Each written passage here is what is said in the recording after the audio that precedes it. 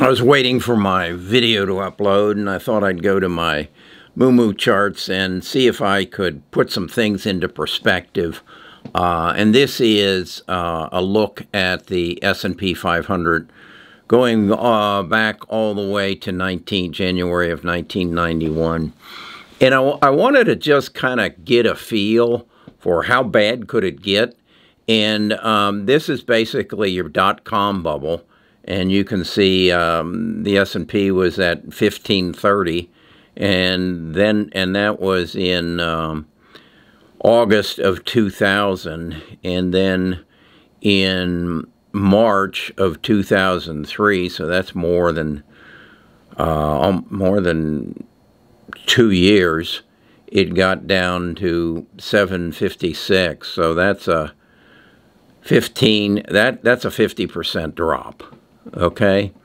Then, as you can see, we didn't get back up to the dot-com highs until it looks like October of 2007, and then this is the subprime crisis. This is when the lending practices of our banking system were held accountable, and it was at 1573, and it went down to 721. Again, that's a 50% drop. So it just then causes me to wonder, okay, what could be the effects of what we have? And as you see, from March of 09 to, what's that, December of 21, it just went up as the government pushed more and more money out to correct its problems back here, and then the only disruption in that was the coronavirus. It got to 3365 and went down to 23. That's 1,000. So that's about a 33% drop. And we're here now. It got up to about, call it 48, dropped to 36. That's a 12 over 48. And that's a 25% drop. And now we've recovered some and then peeled back some.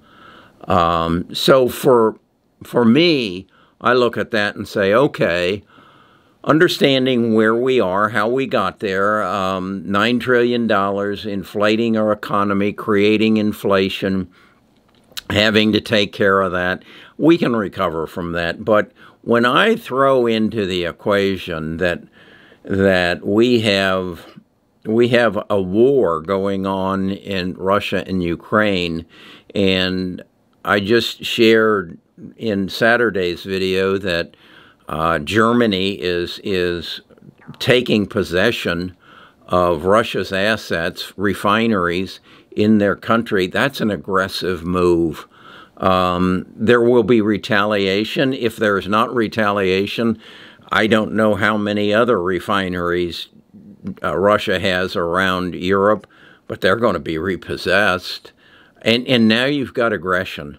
So is it realistic then to say, if the high was 47 and these two gave us a 50% drop, that this could go, call it 48 down to 24?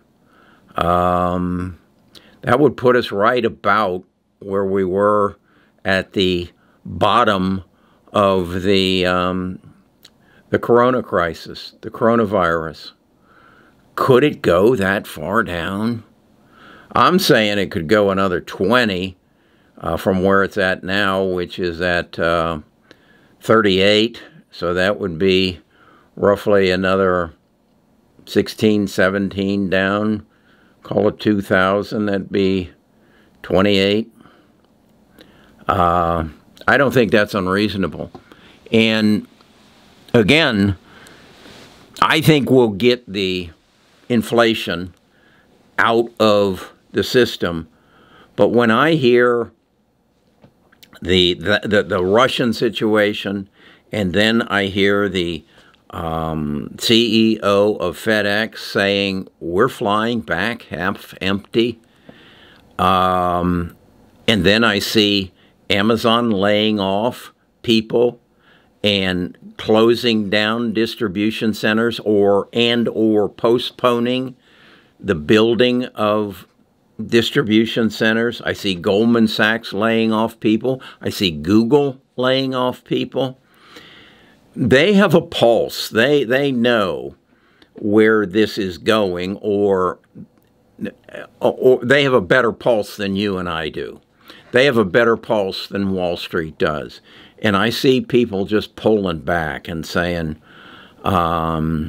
this is getting ugly. So I'm shorting. I've never shorted in my investment career because I always looked at my investment career as saying it's all just going to correct itself and go up, and it has. I mean, look at that from, what was it, 313 on the S&P up to 47.91 in from 91 through 2003. But I've never experienced World War III. And I just don't like the looks of the way things are going. And again, I live in the United States. I believe it's the best place in the world to live. But I also recognize that the United States is a bully. I mean, when we thought there were weapons of mass destruction in Iraq, and our president called it shock and awe as he bombed the living hell out of Baghdad and killed 450,000 people. Shock and awe. And then went over and just rampaged through Afghanistan for years. And when you see that and you say, hey, I'm Vladimir Putin, I don't have to take that. I don't have to sit back and watch that happen.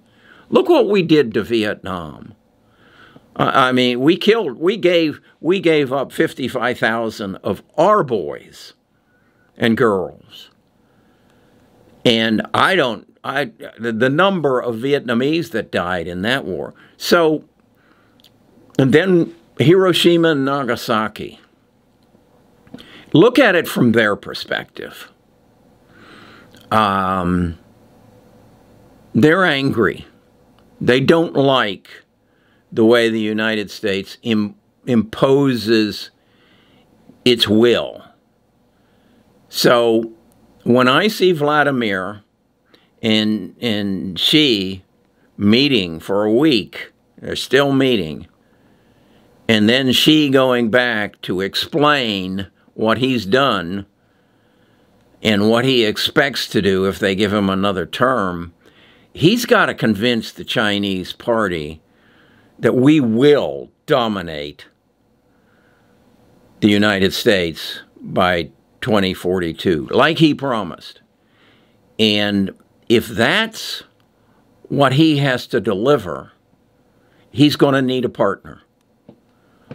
And I think he's got a ready partner in Vladimir.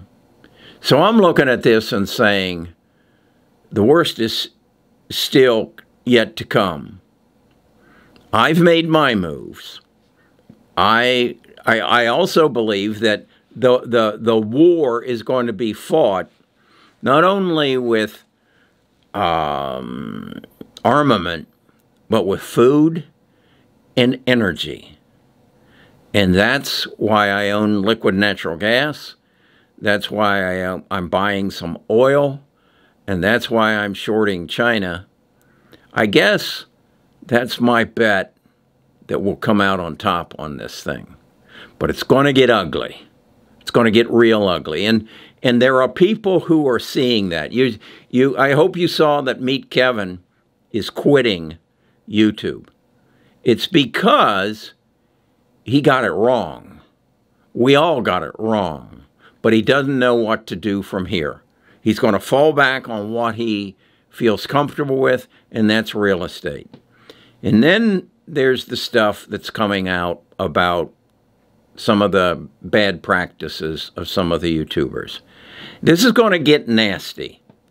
So you find where you're comfortable, and you think somebody's not only reporting on what's happening, but how you should maneuver to benefit or at least survive it.